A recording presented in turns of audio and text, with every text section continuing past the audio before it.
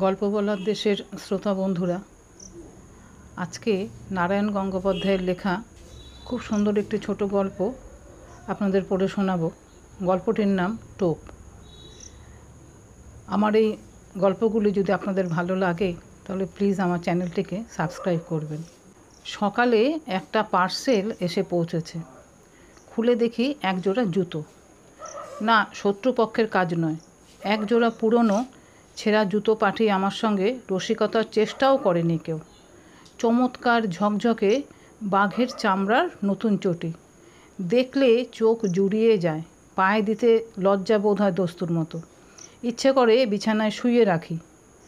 কিন্তু জুতো জোড়া পাঠালো কে? কোথাও অর্ডার দিয়েছিলাম বলেও তো মনে পড়ছে না। আর বন্ধুদের সবকটাকেই তো চিনি। বিনামূল্যে এমন একজোড়া জুতো পাঠানোর মতো দরাজ মেজাজ এবং ট্যাগ কারো আছে বলেও জানি না। তাহলে ব্যাপারটা কি? খুব আশ্চর্য হব কি না ভাবছি, এমন সময় একখানা সবুজ রঙের কার্ড চোখে পড়ল। উইথ বেস্ট কমপ্লিমেন্টস অব রাজা বাহাদুর এনার চৌধুরী, রামগঙ্গা স্টেট। আর তখনই মনে পড়ল 8 মাস আগেকার এক আরণ্যক ইতিহাস, একটি বিচিত্র শিকার কাহিনী। রাজা বাহাদুরের সঙ্গে আলাপের ইতিহাসটা ঘোলাটে, সূত্রগুলো এলোমেলো। যতদূর মনে হয় আমার এক সহপাঠী তার এস্টেটে চাকরি করত। তারই যোগাযোগে রাজা বাহাদুরের এক জন্মবাসরে আমি একটা কাব্য সংবর্ধনা জ্ঞাপন করেছিলাম। ঈশ্বরগুপ্তের অনুপ্রাস চুরি করে যে প্রশস্তি রচনা করেছিলাম তার 2 লাইন এই রকম: ত্রিভুবন প্রভাকর, ওহে প্রভাকর, গুণবান মহিয়ান হে রাজেন্দ্র বর, ভূতলে অতুল কীর্তি রামচন্দ্র সম, আরতি দমন ওহে তুমি নিরুপম। কাব্যচর্চার ফললাভ হলো একেবারে নগদ। পড়েছি আকবরের সভাসদ আব্দুর রহিম খান খানান হিন্দি কবি গঙ্গের 4 লাইন কবিতা শুনে 4 লক্ষ টাকা পুরস্কার দিয়েছিলেন। দেখলাম সে নবাবী মেজাজের ঐতিহ্যটা গুণবান মহিয়ান অরাতি দমন মহারাজ এখনও বজায় রেখেছেন। আমার মতো দিনাতি দিনের ওপরও রাজদৃষ্টি পড়ল। তিনি আমাকে ডেকে পাঠালেন, প্রায় চা খাওয়াতে লাগলেন। তারপর সামান্য একটা উপলক্ষ করে দামি একটা সোনার হাতঘড়ি উপহার দিয়ে বসলেন এক সময়।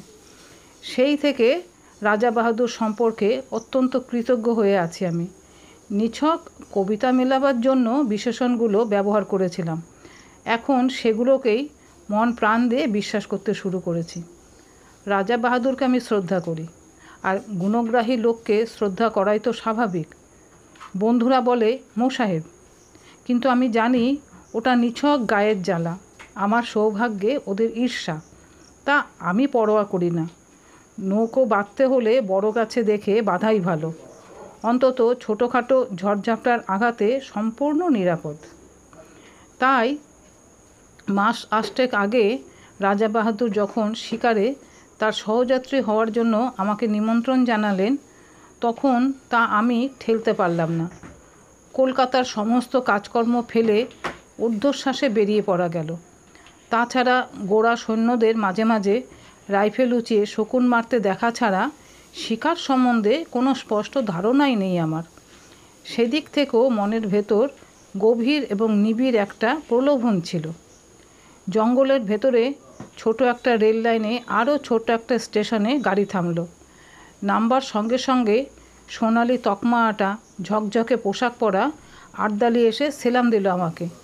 বললে, হুজুর চলুন। স্টেশনের বাইরে মেটের রাস্তায় দেখি মস্ত একখানা গাড়ি, যার পুরো নাম রোলস রয়েস, সংক্ষেপে যাকে বলে রোজ। তা রোজই বটে। মাটিতে চলল না রাজহাঁসের মতো হাওয়ায় ভেসে গেল সেটা ঠিক ঠাউর করে উঠতে পারলাম না। চামড়ার খটখটে গদি নয়, লাল মখমলের কুশন, হেলান দিতে সংকোচ হয়, পাছে মাথার সস্তা নারকেল তেলের দাগ ধরে যায়। আর বসবার সঙ্গে সঙ্গেই মনে হয় সমস্ত পৃথিবীটা নিচের মাটির ডেলার মতো গুড়িয়ে যাক, আমি এখানে সুখে এবং নিশ্চিন্তে ঘুমিয়ে পড়তে পারি। হাঁসের মতো ভেসে চলল রোজ। মেটে রাস্তায় চলেছে, অথচ এতটুকু ঝাঁকুনি নেই। ইচ্ছে হলো একেবারে ঘাড় বার করে দেখি গাড়িটা ঠিক মাটি দিয়েই চলেছে না দুহাত ওপর দিয়ে উড়ে চলেছে ওর চাকাগুলো। পথের দুপাশে তখন নতুন একটা জগতের ছবি। সবুজ শালবনের আড়ালে আড়ালে চা বাগানের বিস্তার, চকচকে উজ্জ্বল পাতার শান্ত শ্যামল সমুদ্র, দূরে আকাশের গায়ে কালো পাহাড়ের রেখা। ক্রমশ চা বাগান শেষ হয়ে এলো। পথের দুপাশে ঘন হয়ে দেখা দিতে লাগলো অবিচ্ছিন্ন শালবন। একজন আর্দালি জানালো, হুজুর, ফরেস্ট এসে পড়েছে। ফরেস্টই বটে। পথের ওপর থেকে সূর্যের আলো সরে গেছে, এখন শুধু শান্ত আর বিষণ্ণ ছায়া। রাত্রির শিশির এখনও ভিজিয়ে রেখেছে পথটাকে। রোজের নিঃশব্দ চাকার নিচে মরমর করে সাড়া তুলছে শুকনো শালের পাতা। বাতাসে গুঁড়ো গুঁড়ো বৃষ্টির মতো শালের ফুল ঝরে পড়ছে পথের পাশে, উড়ে আসছে গায়ে। কোথা থেকে চকিতের জন্য ময়ূরের তীক্ষ্ণ চিৎকার ভেসে এলো। দুপাশে নিবিড় শালের বন, কোথাও কোথাও ভেতর দিয়ে খানিকটা দৃষ্টি চলে, কখনো কখনো বুনো ঝোপে আচ্ছন্ন। মাঝে মাঝে এক এক টুকরো কাঠের গায়ে লেখা 1935, 1940। মানুষ বনকে শুধু উচ্ছন্ন করতে চায় না, তাকে বাড়াতেও চায়। এইসব প্লটে বিভিন্ন সময়ে নতুন করে সারের চারা রোপণ করা হয়েছে, এ তারই নির্দেশ। বনের রূপ দেখতে দেখতে চলেছি। মাঝে মাঝে ভয় যে না করছিল এমন নয়। এই ঘন জঙ্গলের মধ্যে হঠাৎ যদি গাড়ির ইঞ্জিন খারাপ হয়ে যায় আর তাক বুঝে যদি লাফ মারে একটা বুনো জানোয়ার, তাহলে পকেটের ফাউন্টেন পেনটা ছাড়া আত্মরক্ষার আর কোনো অস্ত্রশস্ত্র সঙ্গে নেই। শেষটায় আর থাকতে না পেরে জিজ্ঞেস করে বসলাম, হ্যাঁ রে, এখানে বাঘ আছে? ওরা অনুকম্পার হাসি হাসলো।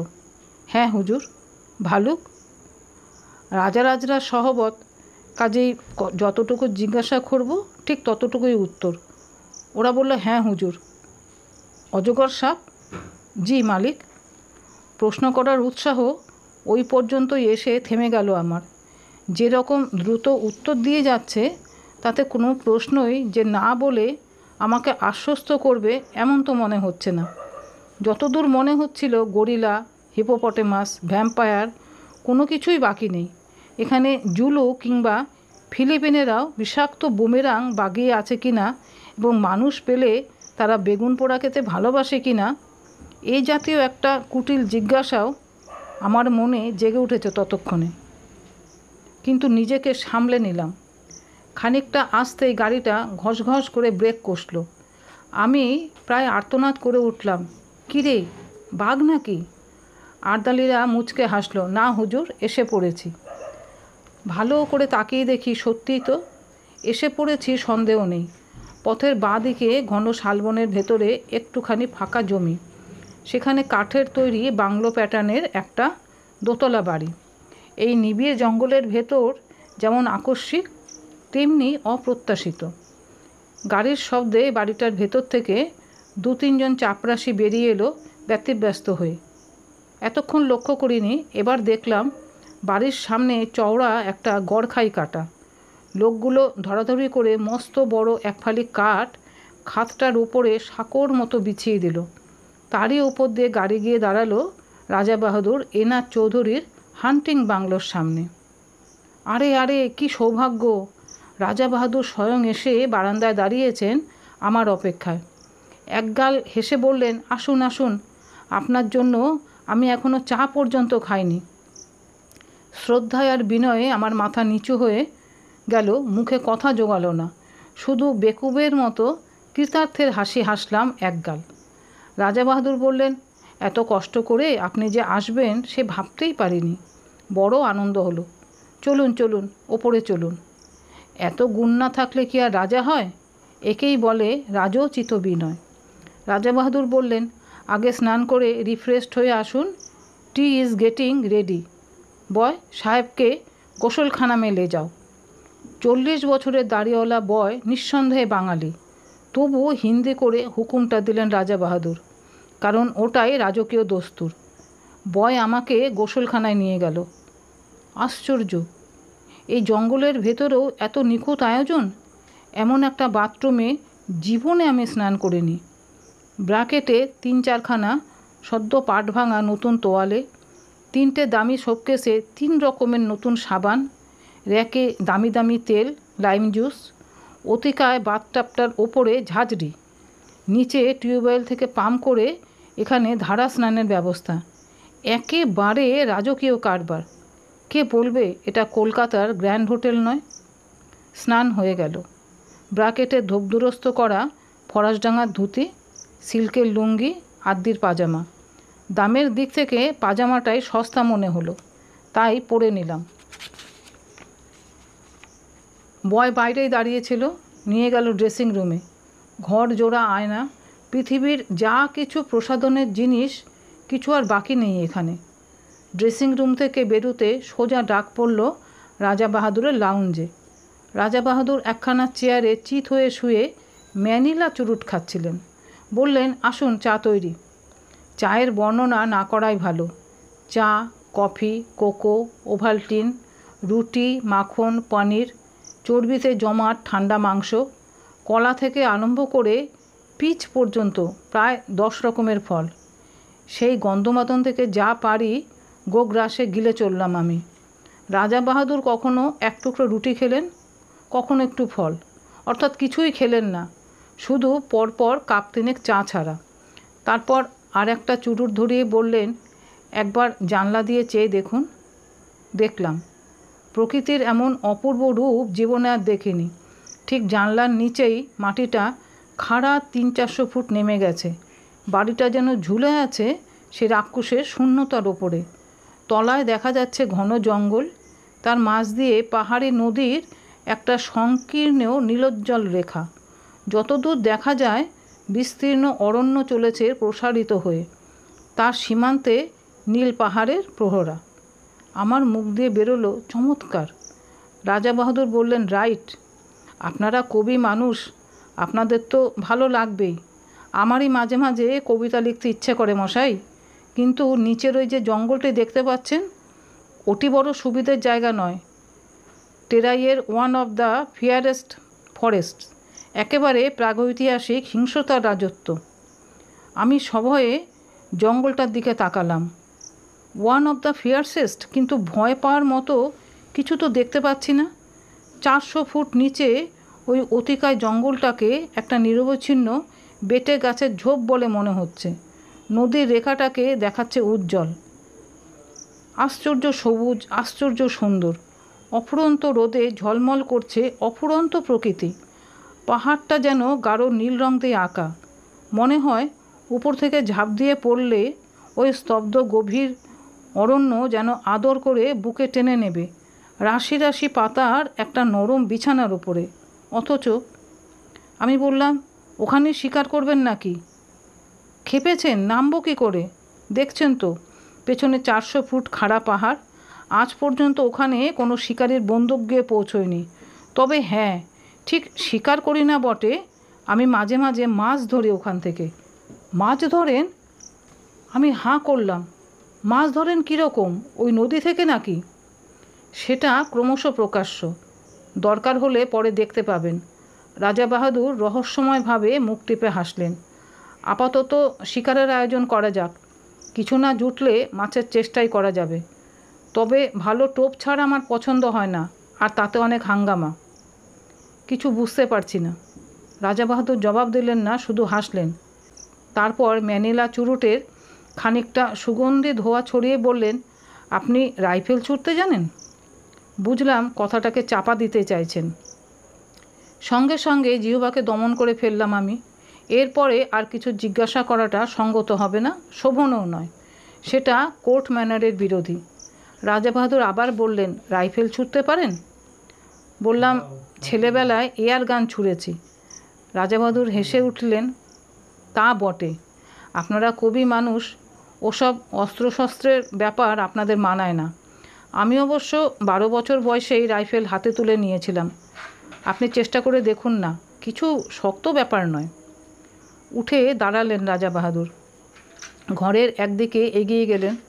তাকে অনুসরণ করে আমি দেখলাম এ শুধু লাউঞ্জ নয়, রীতিমতো একটা ন্যাচারাল মিউজিয়াম এবং অস্ত্রাগার। খাওয়ার টেবিলেই নিমগ্ন ছিলাম বলে এতক্ষণ দেখতে পাইনি, নইলে এর আগেই চোখে পড়া উচিত ছিল। চারিদিকে সারি সারি নানা আকারের আগ্নেয়াস্ত্র, গোটা চারেক রাইফেল, ছোট বড় নানা রকম চেহারার। একটা হুকের সঙ্গে খাপে আটা একজোড়া রিভলভার ঝুলছে, তার পাশেই দুলছে খোলা একখানা লম্বা শেফিল্ডের তলোয়ার। সূর্যের আলোর মতো তার ফলার নিষ্কলঙ্ক রং। মোটা চামড়ার বেল্টে ঝকঝকে পেতলের কার্তুজ, রাইফেলের, রিভলভারের। জরিদার খাপে খানতেনেক নেপালি ভোজালি, আর দেওয়ালের গায়ে হরিণের মাথা, ভালুকের মুখ, নানা রকমের চামড়া, বাঘের, সাপের, হরিণের, গোসাপের। একটা টেবিলে অতিকায় হাতির মাথা, দুটো বড় বড় দাঁত এগিয়ে আছে সামনের দিকে। বুঝলাম এরা রাজা বাহাদুরের বীর কীর্তির নিদর্শন। ছোট একটা রাইফেল তুলে নিয়ে রাজা বাহাদুর বললেন, একটা লাইট জিনিস, তবে ভালো রিপিটার, অনায়াসে বড় বড় জানোয়ার ঘায়েল করতে পারেন। আমার কাছে অবশ্য সবই সমান, লাইট রিপিটার যা, হাউইট যার কামানো তাই। তবু সৌজন্য রক্ষার জন্য বলতে হলো, বাহ, তবে তো চমৎকার জিনিস।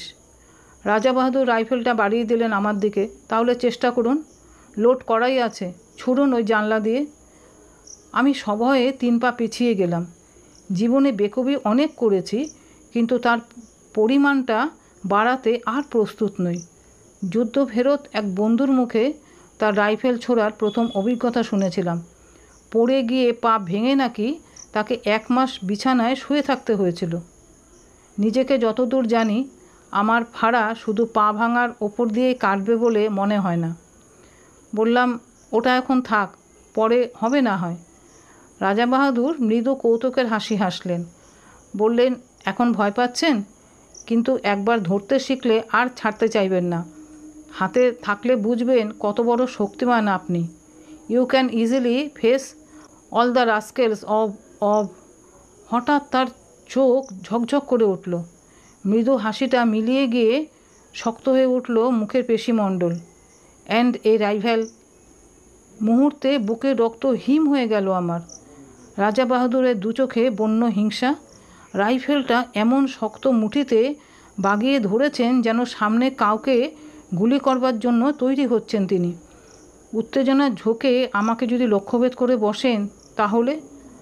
আতঙ্কে দেওয়াল ঠেস দিয়ে দাঁড়িয়ে গেলাম আমি। কিন্তু ততক্ষণে মেঘ কেটে গেছে।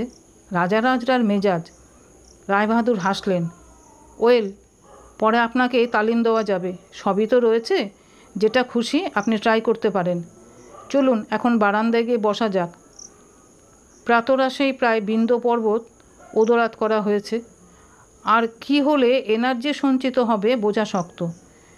কিন্তু কথাটা বলেই রাজা বাহাদুর বাইরের বারান্দার দিকে পা বাড়িয়েছেন, সুতরাং আমাকেও পিছু নিতে হলো। বাইরের বারান্দায় বেতের চেয়ার, বেতের টেবিল। এখানে ঢোকবার পরে এত বিচিত্র রকমের আসনে বসছি যে আমি প্রায় নার্ভাস হয়ে উঠেছি। তবুও যেন বেতের চেয়ারে বসতে পেরে খানিকটা সহজ অন্তরঙ্গতা অনুভব করা গেল। এটা অন্তত চেনা জিনিস। আর বসবার সঙ্গে সঙ্গে বোঝা গেল এনার্জি কথাটার আসল তাৎপর্য কী। বেয়ারা তৈরি ছিল। ট্রেতে করে একটি ফেনিল গ্লাস সামনে এনে রাখল। অ্যালকোহলের উগ্র গন্ধ ছড়িয়ে গেল বাতাসে।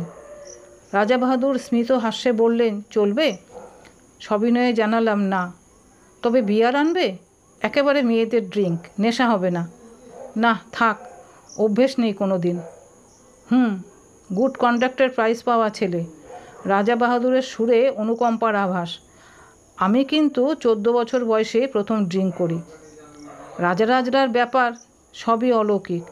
জন্মাবার সঙ্গে সঙ্গেই কেউটের বাচ্চা, সুতরাং মন্তব্য অনাবশ্যক। ট্রে বারবার যাতায়াত করতে লাগলো। রাজা বাহাদুরের প্রখর উজ্জ্বল চোখ দুটো ঘোলাটে হয়ে এলো ক্রমশ। ফর্সা গাল গোলাপি রং ধরল। হঠাৎ অসুস্থ দৃষ্টিতে তিনি আমার দিকে তাকালেন। আচ্ছা, বলতে পারেন আপনি রাজা নন কেন? এরকম একটা প্রশ্ন করলে বোকার মতো দাঁত বের করে থাকা ছাড়া আর গত্যন্তর নেই। আমিও তাই করলাম। বলতে পারলেন না? না। আপনি মানুষ মারতে পারেন? এ আবার কীরকম কথা? আমার আতঙ্ক জাগলো। না। তাহলে বলতে পারবেন না। You are absolutely hopeless. উঠে দাঁড়িয়ে ঘরের দিকে পা বাড়ালেন রাজা বাহাদুর। বলে গেলেন, আই পিটি ইউ। বুঝলাম নেশাটা বেশ চড়েছে। আমি আর কথা বাড়ালাম না, চুপ করে বসে রইলাম সেখানেই। খানিক পরেই ঘরের ভেতরে নাক ডাকার শব্দ। তাকিয়ে দেখি তার লাউঞ্জের সেই চেয়ারটায় হাঁ করে ঘুমোচ্ছেন রাজা বাহাদুর। মুখের কাছে কতকগুলো মাছি উঠছে ভনভন করে। সেই দিন রাত্রেই শিকারের প্রথম অভিজ্ঞতা। জঙ্গলের ভেতরে বসে আছি মোটরে। দুটো তীব্র হেডলাইটের আলো পড়েছে সামনের সংকীর্ণ পথে আর দুধারের শালবনে। ওই আলোর রেখার বাইরে অবশিষ্ট জঙ্গলটায় যেন প্রেতপুরীর জমাট অন্ধকার। রাত্রির তমসায় আদিম হিংসা সজাগ হয়ে উঠেছে চারিদিকে। অনুভব করছি সমস্ত স্নায়ু দিয়ে। এখানে হাতির পাল ঘুরছে দূরের কোনো পাহাড়ের পাথর গুড়িয়ে গুড়িয়ে। ঝোপের ভেতর অজগর প্রতীক্ষা করে আছে অসতর্ক শিকারের আশায়। আসন্ন বিপদের সম্ভাবনায় উৎকীর্ণ হয়ে আছে হরিণের পাল। আর কোনো একটা খাদের ভেতরে জলজল করছে ক্ষুধার্ত বাঘের চোখ। কালো রাত্রিতে জেগে আছে কালো অরণ্যের প্রাথমিক জীবন। রোমাঞ্চিত ভীত প্রতীক্ষায় চুপ করে বসে আছি মোটরের মধ্যে। কিন্তু হিংসার রাজত্ব শালবন ডুবে আছে একটা আশ্চর্য স্তব্ধতায়। শুধু কানের কাছে অবিশ্রান্ত মশার গুঞ্জন ছাড়া আর কোনো শব্দ নেই। মাঝে মাঝে অল্প বাতাস দিচ্ছে, শালের পাতায় উঠেছে একটা মৃদু মর্মর। আর কখনো ডাকছে বনমুরগি, ঘুমের মধ্যে পাখা ঝাপটাচ্ছে ময়ূর। মনে হচ্ছে এই গভীর ভয়ঙ্কর অরণ্যের প্রাণীগুলো যেন নিঃশ্বাস বন্ধ করে একটা নিশ্চিন্ত কোনো মুহূর্তের প্রতীক্ষা করে আছে। আমরাও প্রতীক্ষা করে আছি। মোটরের মধ্যে নিঃশ্বাস হয়ে বসে আছি আমরা।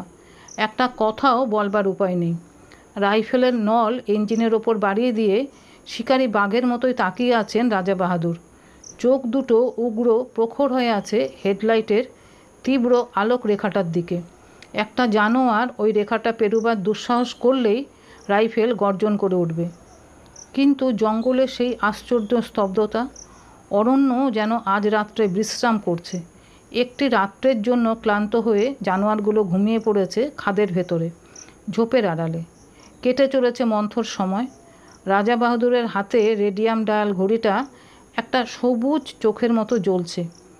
রাত 1:30 পেরিয়ে গেছে। ক্রমশ উসখুস করছেন উৎকীর্ণ রাজা বাহাদুর। না, হোপলেস, আজ আর পাওয়া যাবে না। বহু দূর থেকে একটা তীক্ষ্ণ গম্ভীর শব্দ, হাতির ডাক। ময়ূরের পাখা ঝাপটানি চলছে মাঝে মাঝে। এক ফাঁকে একটা প্যাঁচা চেঁচিয়ে উঠল। রাত্রি ঘোষণা করে গেল শেয়ালের দল। কিন্তু কোথায় বাঘ, কোথায় বা ভালুক? অন্ধকার বনের মধ্যে দ্রুত কতকগুলো ছুটন্ত খুরের আওয়াজ।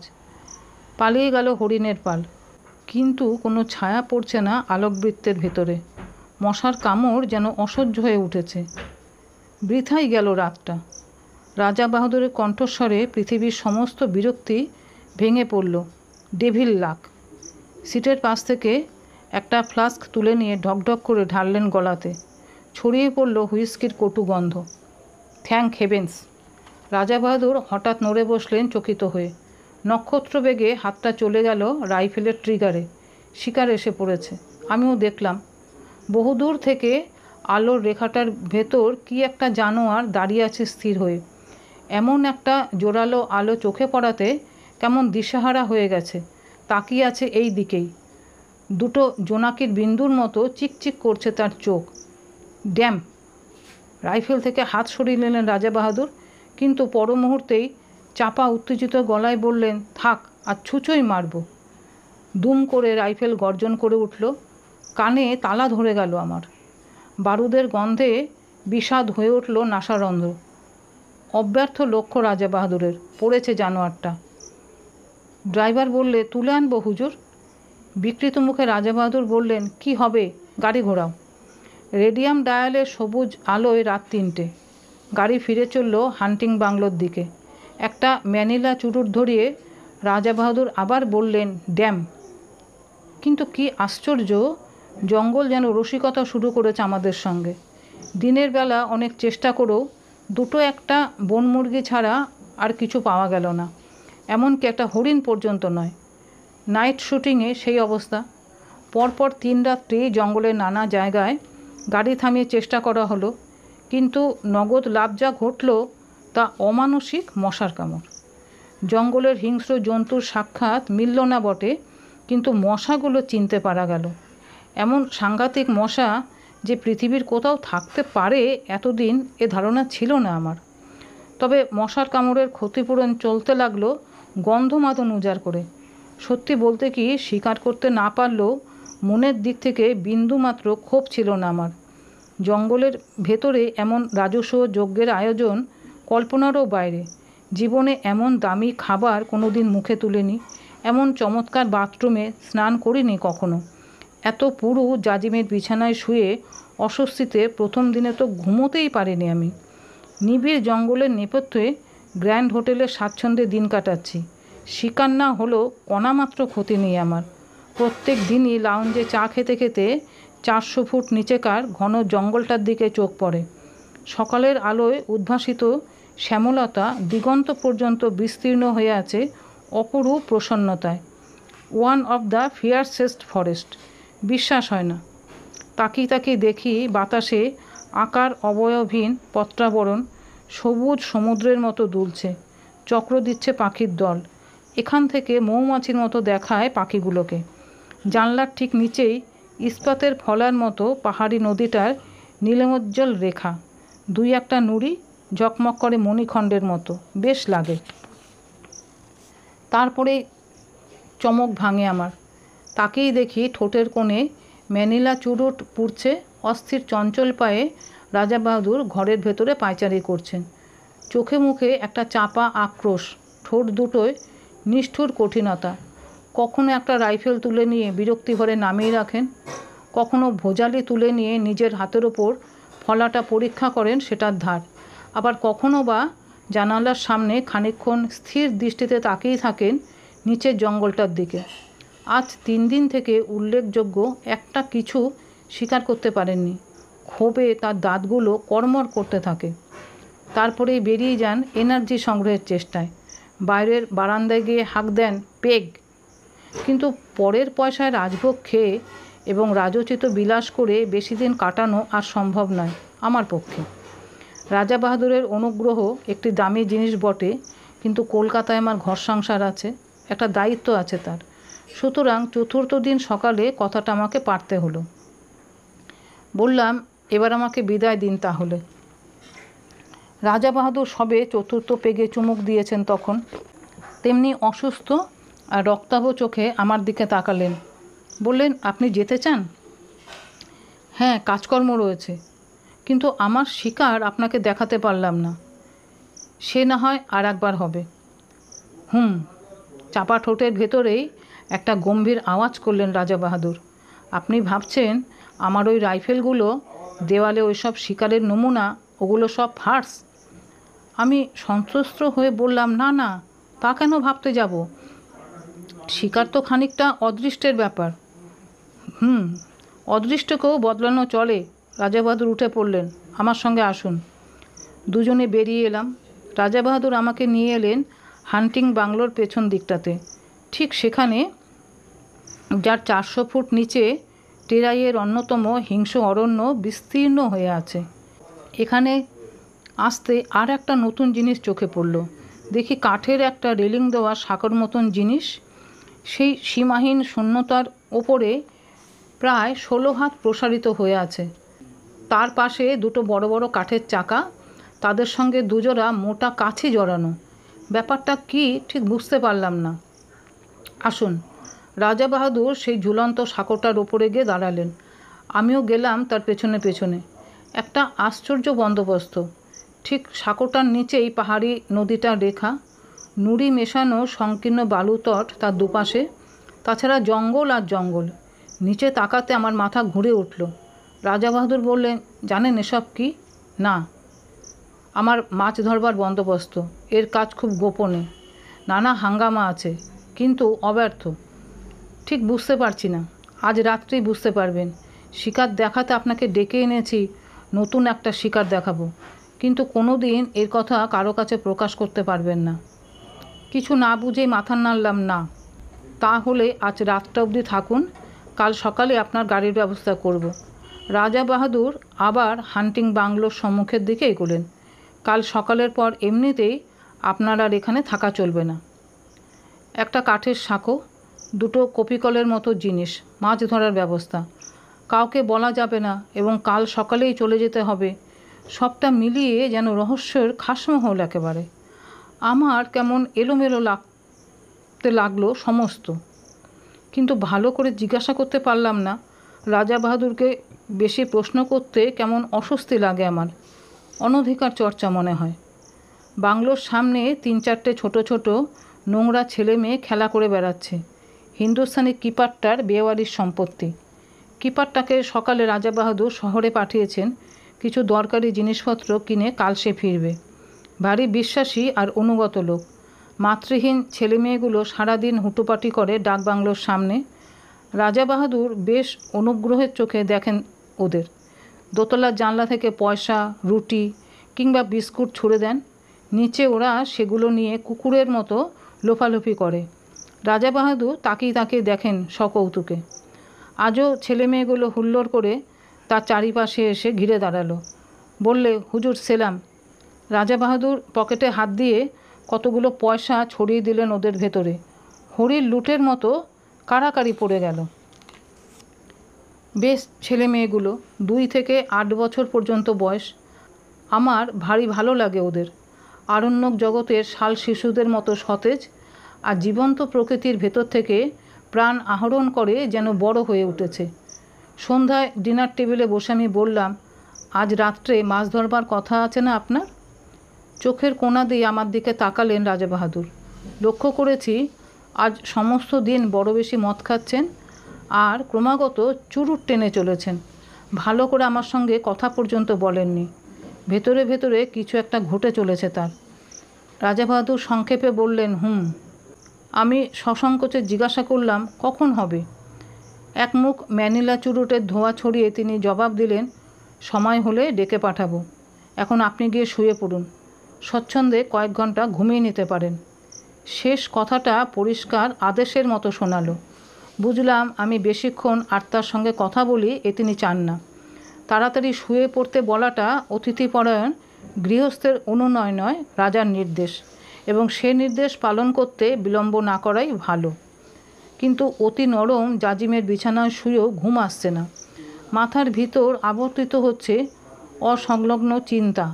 মাছ ধরা, কাঠের শাঁখো, কপিকল, অত্যন্ত গোপনীয় অতল রহস্য। তারপর এপাশ ওপাশ করতে করতে কখন যে চৈতন্য আচ্ছন্ন হয়ে এলো তা আমি নিজেই টের পাইনি। মুখের ওপর ঝাঁঝালো একটা টর্চের আলো পড়তে আমি ধর্মর করে উঠে পড়লাম। রাত তখন কটা ঠিক জানি না। আরণ্যক পরিবেশে নির্জনতা আবির্ভূত। বাহিরে শুধু তীব্রকণ্ঠ ঝিঝির ডাক। আমার গায়ে বরফের মতো ঠান্ডা একটা হাত পড়েছে কার। সে হাতের স্পর্শে পা থেকে মাথা পর্যন্ত শিউরে গেল আমার। রাজা বাহাদুর বললেন, সময় হয়েছে, চলুন। আমি কি বলতে যাচ্ছিলাম, ঠোঁটে আঙুল দিলেন রাজা বাহাদুর, কোনো কথা নয়, আসুন। এই গভীর রাত্রে এমনি নিঃশব্দে আহ্বান, সবটা মিলিয়ে একটা রোমাঞ্চকর উপন্যাসের পটভূমি তৈরি হয়েছে যেন। কেমন একটা অস্বস্তি, একটা অনিশ্চিন্ত ভয়ে গা ছমছম করতে লাগলো আমার। মন্ত্রমুগ্ধের মতো রাজা বাহাদুরের পেছনে পেছনে বেরিয়ে এলাম। হান্টিং বাংলোটা অন্ধকার। একটা মৃত্যুর শীতলতা ঢেকে রেখেছে তাকে। একটানা ঝিঝির ডাক, চারিদিকে অরণ্যে কান্নার শব্দের মতো পত্র মর্মর।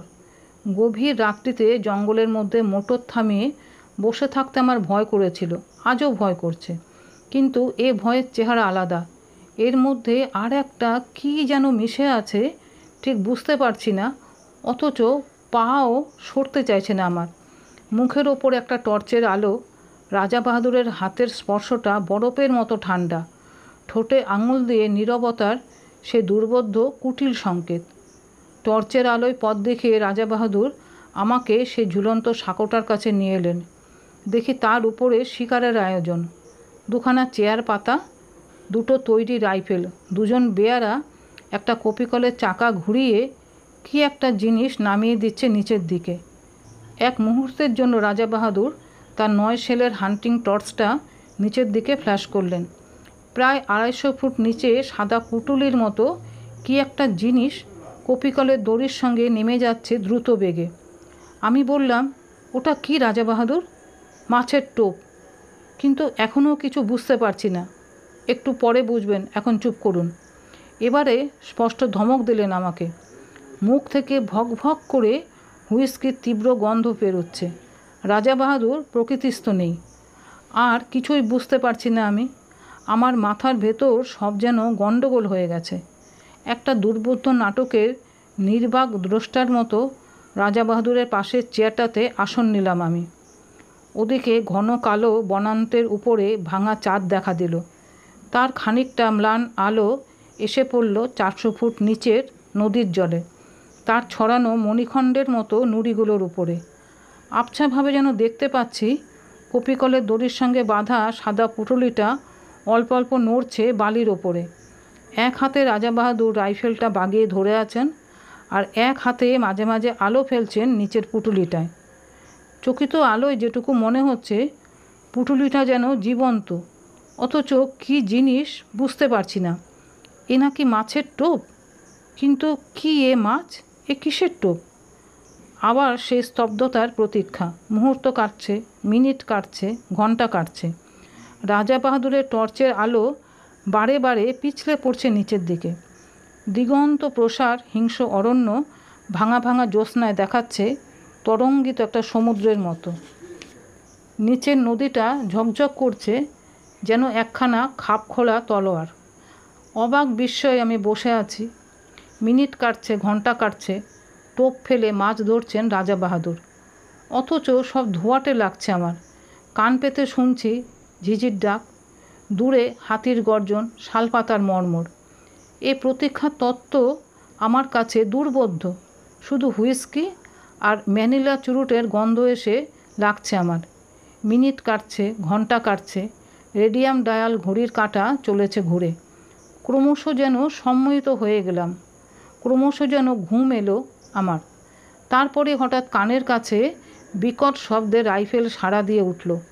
400 ফুট নিচ থেকে উপরের দিকে উৎক্ষিপ্ত হয়ে উঠল প্রচণ্ড বাঘের গর্জন। চেয়ারটা শুদ্ধ আমি কেঁপে উঠলাম। টর্চের আলোটা সোজা পড়েছে নুড়ি ছড়ানো বালির ডাঙাটার উপরে। পরিষ্কার দেখতে পেলাম ডোরাকাটা অতিকায় একটা বিশাল জানোয়ার সাদা পুঁটুলিটার ওপরে একখানা থাবা চাপিয়ে দিয়ে পড়ে আছে, সাপের মতো লেজ আঁচড়াচ্ছে অন্তিম আক্ষেপে। ওপর থেকে ইন্দ্রের বর্জ্যের মতো অব্যর্থ গুলি গিয়ে লেগেছে তার মাথায়। এত ওপর থেকে এমন দুর্নিবার মৃত্যু নামবে আশঙ্কা করতে পারেনি। রাজা বাহাদুর সোৎসাহে বললেন, ফতে। এতক্ষণ মাছ ধরবার ব্যাপারটা বুঝতে পেরেছি। সোৎসাহে সোল্লাসে বললাম, মাছ তো ধরলেন, ডাঙায় তুলবেন কেমন করে? ওই কপিকল দিয়েই, ওই জন্যই তো ওগুলোর ব্যবস্থা। ব্যাপারটা যেমন বিচিত্র তেমনি উপভোগ্য।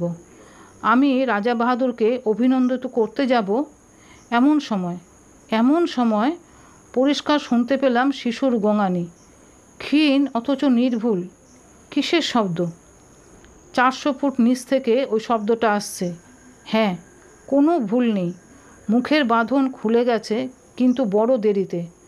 আমার রক্ত হিম হয়ে গেল, আমার চুল খাড়া হয়ে উঠল।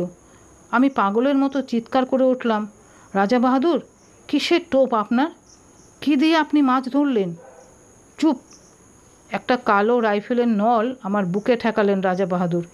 তারপরে আমার চারিদিকে পৃথিবীটা পাক খেতে খেতে হাওয়ায় গড়া একটা বুদবুদের মতো শূন্যে মিলিয়ে গেল। রাজা বাহাদুর জাপটে না ধরলে 400 ফুট নিচেই পড়ে যেতাম হয়তো। কিপারের একটা বেওয়ারিশ ছেলে যদি জঙ্গলে হারিয়ে গিয়ে থাকে তা অস্বাভাবিক নয়, তাতে কারো ক্ষতি নেই। কিন্তু প্রকাণ্ড রয়্যাল বেঙ্গল মেরেছিলেন রাজা বাহাদুর লোককে ডেকে দেখানোর মতো। তার 8 মাস পরে এই চমৎকার চটিজোড়া উপহার এসেছে। 8 মাস আগেকার সে রাতটি এখন স্বপ্ন হয়ে যাওয়াই ভালো। কিন্তু এই চটিজোড়া অতি মনোরম বাস্তব। পায়ে দিয়ে একবার হেঁটে দেখলাম, যেমন নরম তেমনি আরাম।